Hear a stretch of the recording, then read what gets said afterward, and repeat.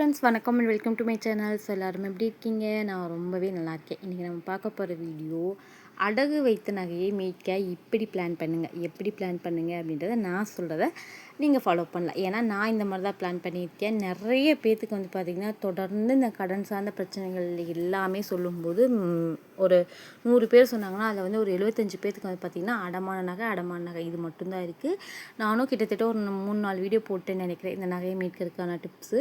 இதுலேயுமே சில யூனிக்கான புதிய விஷயங்கள் ஷேர் பண்ணியிருக்கேன். கண்டிப்பாக ரொம்ப ரொம்ப பயனுள்ளதாக இருக்கும். கண்டிப்பாக இது வந்து என்னோடய சுச்சுவேஷன்லேருந்து நான் வீடியோ ஷேர் பண்ணியிருக்கேன். ஏன்னா என்னோடய நகையுமே கிட்டத்தட்ட 7 லட்ச ரூபாய்க்கு நான் வச்சுருக்கேன். ஸோ அதை வந்து நான் வந்து பார்த்திங்கன்னா எப்படிலாம் நான் வச்சேன் அண்ட் எப்படி வந்து கரெக்டாக மெயின்டைன் பண்ணிகிட்ருக்கேன், எனக்கு லாஸ் ஆகாமல் அப்படின்றது ஷேர் பண்ணுறேன். உங்களுக்கு ரொம்ப யூஸ்ஃபுல்லாக இருக்கும். ஃபஸ்ட்டு விஷயம், வைக்கிற நகையை வந்து கரெக்டாக சூஸ் பண்ணுங்கள்.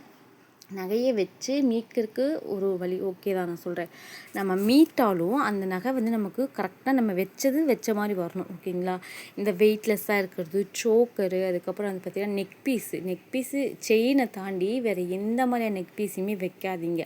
ரொம்ப அதுவும் லைட் வெயிட்லாம் இருந்துச்சு அப்படின்னா இப்போ 2 பவுனு 1.5 பவுனுக்குலாம் வந்து சோக்கர்ஸ் வந்துருக்கு. அதெல்லாம் வைக்காதீங்க. ஏன்னா அவங்களுக்குன்னு ஒரு ப்ரொசீஜர் இருக்கும். ஒரு மாதிரி ரோல் பண்ணி இல்லை சுற்றி தான் வைப்பாங்க, இல்லை நகைக்கு மேலே நகையை வைப்பாங்க. இதனால நிச்சயமாக லைட் வெயிட்டாக இருக்கக்கூடிய சில ஜுவல்லரிஸ் வந்து டேமேஜ் ஆகிறதுக்கு வாய்ப்பு நிறையவே இருக்குது. சரிங்களா?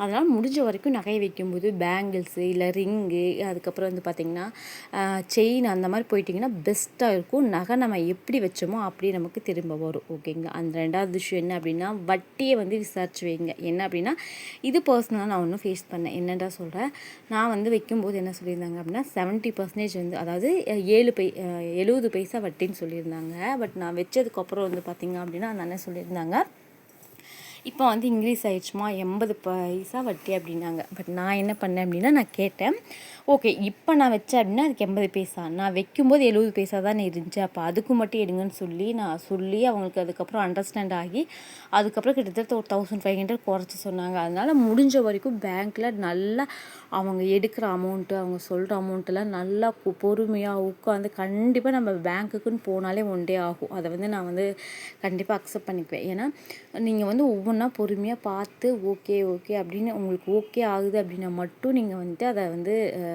அக்செப்ட் பண்ணி அதை பே பண்ணுங்கள். ஏன் சொல்கிறேன் அப்படின்னா, சில பேர் வந்து அவங்க வந்து நம்மளை ஏமாற்றணும்னு நினைக்க மாட்டாங்க. அவங்களும் வந்து ஒர்க் ப்ரெஷரில் வந்து அவங்க பாட்டுக்கு கொடுத்துருவாங்க. நம்ம காசுக்கு நம்ம தான் பொறுப்புன்றதுனால நீங்கள் உட்காந்து கணக்கு பண்ணி டோட்டல் பண்ணி அவங்கள்ட்ட 50 தான் டிஃப்ரெண்ட் இருந்தாலும் அவங்கள்ட்ட காமிச்சிங்க அப்படின்னா அது அவங்க சைடு மிஸ்டேக்காக இருந்துச்சுன்னா 100% அக்செப்ட் பண்ணிவிட்டு ஓகே மேடம் இதை மாற்றிக்கலாம் அப்படின்னு சொல்லி அதை சேஞ்ச் பண்ணிக்குவாங்க. ஸோ இதையுமே வந்து ரொம்ப ரொம்ப கவனித்து வச்சுக்கோங்க. முடிஞ்ச வரைக்கும் வந்து பார்த்திங்க அப்படின்னா வட்டி கம்மியாக இருக்கிற பேங்க்கை சூஸ் பண்ணுங்கள். அண்ட் அதே மாதிரி நான் எப்பவுமே சின்ன பேங்க்கை தான் சூஸ் பண்ணுவேன். ஸோ தட் என்னால் அப்படின்னா நமக்கு வந்து ஒரு நல்ல ரெஸ்பான்ஸ் கிடைக்கும் அப்படின்றதுனால. சரிங்களா? அதுக்கு அடுத்து பார்த்திங்கன்னா முக்கியமான பாயிண்ட்டு, அடமான வச்ச நகையாக இருந்தாலும் சரி, இல்லை இனிமேல் நீங்கள் அடமான வைக்க போகிற மாதிரி இருந்தாலும் தயவு செய்து நகை கடையில் வைக்க வேணாம். இந்த மாதிரியான ப்ரைவேட் கம்பெனி இல்லை வந்து வீட்லேயே சில பேர் வாங்குவாங்க. லேடிஸ்லாம் கூட எங்கள் வீட்டு பக்கத்துலாம் கூட பண்ணிகிட்ருக்காங்க. நகையை வந்து அடமானம் வாங்கி வச்சுக்குவாங்க. பேங்க்கில் தரதை விட அதிகமாக வந்து பணம் தருவாங்க, அதிகமாக வட்டியும் வாங்குவாங்க. 2 ரூபா வட்டி 3 ரூபா வட்டியும் வாங்குவாங்க. ஸோ அதனால் வந்து பார்த்திங்கன்னா அந்த மாதிரியான விஷயங்களை வந்து நீங்கள் அவாய்ட் பண்ணிக்கோங்க. அடகு கடை, தெரிஞ்சவங்களுக்கு காசு வாங்கலாம், அது எதுவுமே வேண்டாம். பேங்க்கில் வைங்க. அப்போ தான் வந்து இன்ட்ரெஸ்ட் கம்மியாக இருக்கும். ஓகேங்களா? நகைக்கடை அந்த மாதிரி இதுக்கெலாம் வேணால். ப்ரைவேட்டில் நிறைய வாங்குறாங்க இல்லையா? ஸோ அதுவுமே சூஸ் பண்ணாதீங்க.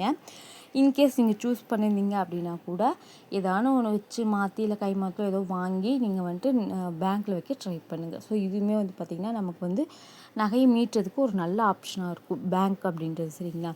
அதுக்கப்புறம் வந்து பார்த்திங்கன்னா மெயினான காரணங்க என்னென்னா, அடகு வைக்கிறீங்க இல்லையா நகையை, ஸோ வைக்கிறதுக்கு ப்ராப்பரான ரீசன் இருந்தால் மட்டும் நகையை வைங்க. சரிங்களா?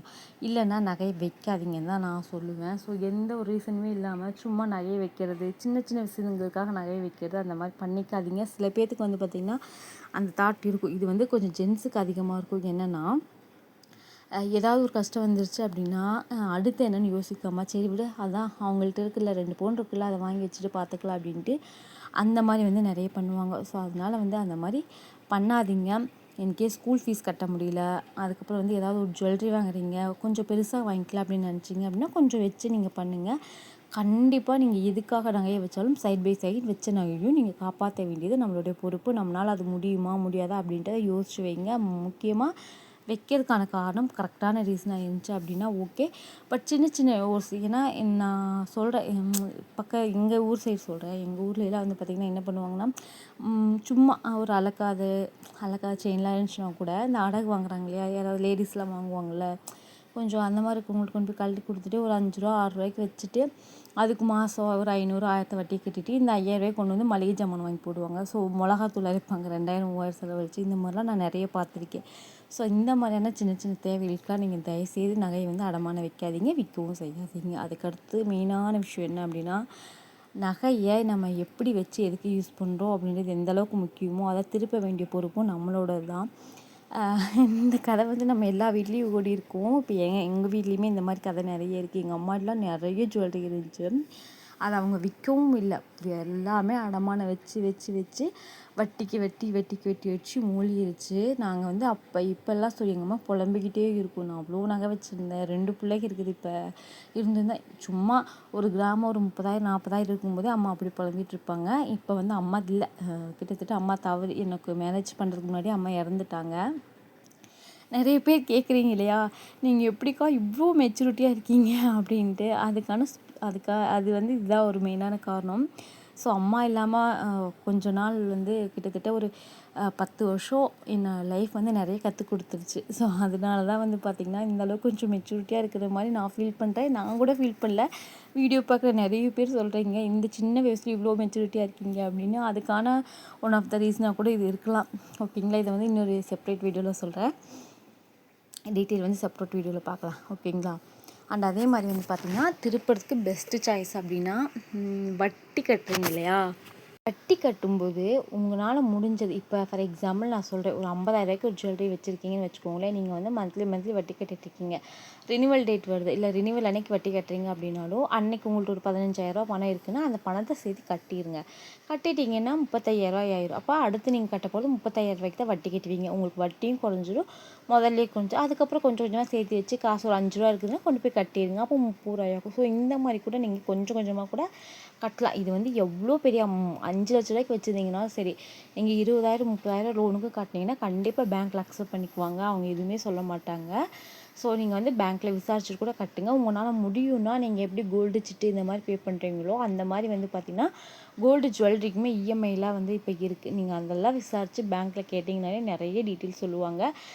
நகையை வைக்கிறதுக்கு அவங்க எப்படி நம்மளை வந்து டீட்டெயில்ஸ் ஷேர் பண்ணுறாங்களோ அதை விட நகையை எப்படி திருப்பலாம், கட்டின காசு, அதாவது நம்ம வாங்கின பணத்தை திருப்பி செலுத்துறதுக்கு எத்தனை ஆப்ஷன்ஸ் இருக்குது எல்லாத்தையுமே சொல்லுவாங்க. நீங்கள் வந்து நல்லா பேங்க்கில் கேள்வி கேட்டு நல்லா வந்து தெரிஞ்சுக்கோங்க. ஏன்னா இப்போ நான் சொன்னேன்னா ஜென்ரலாக சொல்கிற மாதிரி இருக்கும். ஏன்னா என்னோடய ஃபுல் அண்ட் ஃபுல் வரவு செலவு எல்லாமே பிஓபி தான். ஸோ அதனால் வந்து பார்த்திங்கன்னா நான் அதை மட்டுமே வந்து டிபெண்ட் பண்ணி சொல்லுவேன். ஓகேங்களா. இன்கேஸ் நீங்களாக தெரிஞ்சுக்கிட்டீங்க அப்படின்னா வேறு பேங்க்கில் கூட நீங்கள் வச்சுருப்பீங்க இல்லையா, கேவிபி. எனக்குலாம் கேவிபியில் அக்கௌண்ட் இல்லை, எனக்கு கேவிபியை பற்றி எனக்கு அவ்வளோவா தெரியாது. ஸோ அதனால தான் நான் வந்து இதை காமனாக சொல்கிறேன். அதுக்கடுத்து வந்து பார்த்திங்கன்னா தயவு செய்து இந்த மிஸ்டேக்கையும் தவிர்த்துக்கோங்க. என்னென்னா ரினிவல் பண்ணுங்கள். அட்லீஸ்ட் முதல் கட்டலனாலும் சரி வட்டி கட்டி ரினிவல் பண்ணி வைங்க. நிறைய பேர் என்ன பண்ணுறீங்க அப்படின்னா, இப்போ 1 லட்ச ரூபாய்க்கு வச்சுருக்கீங்க அப்படின்னா அந்த ரினிவல் டேட் வரும்போது அந்த நகைக்கு எப்படியா இருந்தாலும் அந்த நகை ரேட் அதிகமாகும் போது அவங்க வந்து அதிகமாக தெரியுமாங்க. அப்போ என்ன பண்ணுறீங்க, இந்த வட்டியை வந்து அப்படியே தூக்கி 1,08,000 வச்சு விட்றீங்க. புரியுதுங்களா. அப்போ வந்து உங்களுக்கு கடனே ஏறிக்கிட்டே இருக்கும். நீங்கள் அடுத்து கட்ட போகிறது வந்து பார்த்திங்கன்னா 1 லட்ச ரூபாய்க்கு கட்டிட்டு இருந்த வட்டிக்கு 1,08 கட்டுவீங்க. அதுக்கப்புறம் அடுத்த ரினிவல் வரும்போது 1,20 வைப்பீங்க. ஸோ இதனால் கடன் மட்டும் அதிகமாகிட்டே தான் இருக்கும். சரிங்களா. அதனால் முடிஞ்ச வரைக்கும் இந்த மாதிரியான தப்புகள் பண்ணாமல் அட்லீஸ்ட் வச்சுட்டிங்க அப்படின்னா வட்டி கட்டுறதுக்குனா வந்து முயற்சி பண்ணுங்கள். அப்போ தான் வந்து பார்த்திங்கன்னா நகையை வந்து மீட்க முடியும். நிச்சயமாக வந்து பார்த்திங்கன்னா நகையெல்லாம் லாஸ் பண்ணவே பண்ணாதீங்க. இப்போ வந்து பார்த்திங்கன்னா கொஞ்சம் ரேட் வந்து முன்ன பின்ன இருக்கத்தான் செய்யும். சரிங்களா. அது ஒன்றும் பிரச்சனை கிடையாது. அதாவது எப்படி சொல்கிறது, பொருளாதார ஏற்ற இறக்கங்கள்னால அப்படி இருக்கும். பட் ஆனால் என்றைக்குமே கோல்டுக்கு உண்டான மவுஸ் குறையவே குறையாது. அதனால் வந்து இருக்கிற நகையை காப்பாற்றி வச்சுக்கோங்க. கண்டிப்பாக வந்து பேங்க்கில் வச்சுருந்தீங்கனாலும் சரி, இல்லை அடகுக்கடையில் வச்சுருந்தீங்கனாலும் சரி, அதை மீட்டு உங்கள் கைக்கு வர்றதுக்கு என்ன ஆப்ஷனோ அதை யோசிங்க. சைட் பை சைடு வந்து பார்த்திங்கன்னா சேவிங்ஸுமே கையில் விடாதீங்க. அதைத்தான் நான் வந்து சொல்லுவேன். நான் வந்து இதைத்தான் ஃபாலோ பண்ணிகிட்ருக்கேன். ஓகேங்களா. ஸோ இந்த வீடியோ உங்களுக்கு ஏதாவது ஒரு வகையில் பயனுள்ளதாக இருந்திருக்கும்னு நினைக்கிறேன். யூஸ்ஃபுல்லாக இருந்துச்சுன்னா வீடியோக்கு மறக்காமல் ஒரு லைக் கொடுங்க. மறக்காமல் நம்ம சேனல் சப்ஸ்கிரைப் பண்ணிக்கோங்க. கூடவே இருக்க பெல் ஐக்கனை கிளிக் பண்ணிட்டீங்கன்னா நான் எப்போ வீடியோஸ் அப்லோட் பண்ணாலும் நோட்டிஃபிகேஷன் வரும். நீங்கள் நம்ம வீடியோஸ் எல்லாம் மிஸ் பண்ணாமல் பார்க்கலாம். நான் எப்போவுமே சொல்கிற மாதிரி ப்ளீஸ் கமெண்ட் பண்ணுங்கள். ஸோ தட் அப்போ தான் உங்களுக்கு எனக்குமான பாண்ட் வந்து கொஞ்சம் நல்லாயிருக்கும். அதுக்காக தான் கமெண்ட் பண்ணுங்கன்னு சொல்கிறேன். சரி, ஓகே, ரொம்ப நேரம் பேசிவிட்டேன். நெக்ஸ்ட் வீடியோவில் பார்க்கலாம். பாய், see you, take care. So நீங்கள் வாங்குகிற ஹெர்பல் ஹேர் ஆயில் எப்போவுமே ஃப்ரெஷ்ஷாக தான் இருக்கும். அதுக்கான காரணம் என்ன அப்படின்னா, அளவாக செஞ்சு நான் வந்து பார்த்திங்கன்னா 2-3 டேஸ்க்கு ஒன்ஸ் வந்து ஹேர் ஆயில் ரெடி பண்ணிக்கிட்டே இருப்பேன். ஸோ அதனால் வந்து பார்த்திங்கன்னா எனக்கும் வந்து பார்த்திங்கன்னா ஒரு நல்ல ஒரு பாசிட்டிவாக இருக்கும். செகண்ட் வந்து பார்த்திங்கன்னா வாங்குகிற கஸ்டமர்ஸ்க்கும் வந்து பார்த்திங்கன்னா எனக்கு ஒரு சாட்டிஸ்ஃபைடு இருக்கும். ஃப்ரெஷ்ஷாக நம்ம ஹேர் ஆயில் வந்து கொடுக்குறோம் அப்படின்றதுனால. ஸோ நீங்கள் வந்து பார்த்திங்கன்னா 100% நம்பி நம்ம வாங்கலாம். இது வந்து நம்மளோட செகண்ட் ப்ராசஸ் ஆயில் வந்து ரெடி ஆகிட்டுருக்கு. ஸோ ஆஃபருக்கு வந்து பார்த்திங்கன்னா நல்லா ரெஸ்பான்ஸ் கொடுத்துருந்தீங்க. அதனால் வந்து பார்த்திங்கன்னா இப்போ டெய்லி நான் ஹேர் ஆயில் ரெடி பண்ணிகிட்டே இருக்கேன். ஸோ ஆஃபர் மறுபடியும் நான் சொல்கிறேன். 100 ml herbal hair oil, 25 gram herbal hair oil ரெண்டுமே சேர்த்து 199க்கு ஃப்ரீ ஷிப்பிங்கில் வாங்கிக்கலாம். அண்ட் அதே மாதிரி 250 ml ஹெர்பல் ஹேர் ஆயில் வாங்கினீங்க அப்படின்னாலும் ஃப்ரீ ஷிப்பிங் தான். ஸோ 500க்கு மேலே என்ன நீங்கள் ஹேர் ஆயில் டை எது வாங்கினீங்க அப்படின்னாலும் ஃப்ரீ ஷிப்பிங் தான். ஸோ நீங்கள் வந்து ஃப்ரீ ஷிப்பிங் வந்து யூஸ் பண்ணி வாங்கிக்கலாம். இது வந்து ஒரு பெஸ்ட்டான டைமு. 21 வகையான ஹெர்பல்ஸ் போட்ட ஹெர்பல் ஹேர் ஆயில் அண்ட் 11 வகையான ஹெர்பல்ஸ் போட்ட ஹெர்பல் ஹேர் டை. கண்டிப்பாக இது ரெண்டுமே வந்து பார்த்திங்கன்னா 100% கெமிக்கல் ஃப்ரீ, 100% ஹோம்மேட். நிறைய பேர் ஹெர்பல் ஹேர் டை ரெடி பண்ணுற வீடியோஸ் கேட்குறீங்க. கண்டிப்பாக ஃப்யூச்சரில் நான் ஒவ்வொன்றா அப்லோட் பண்ணுறேன். ஸோ அது வந்து பார்த்திங்கன்னா ஒன்ஸ் நம்ம ரெடி பண்ணி வச்சிட்டோம் அப்படின்னா அது வந்து நமக்கு காலியாகிறதுக்கு கொஞ்சம் டைம் ஆகும். ஏன்னா அது வந்து நம்ம ஃப்ரிட்ஜில் வச்சு யூஸ் பண்ணலாம் அப்படின்றதுனால வந்து பார்த்திங்கன்னா அது வந்து நமக்கு லைஃப் வந்து ரொம்ப நாள் வரும். அதனால் வந்து பார்த்திங்கன்னா அதை வந்து நம்ம வந்து நல்லா மெயின்டைன் பண்ணிக்கலாம். ஸோ நீட் இருந்துச்சுன்னா வாட்ஸ்அப் பண்ணி ஆர்டர் ப்ளேஸ் பண்ணுங்கள். டாடா பாய்.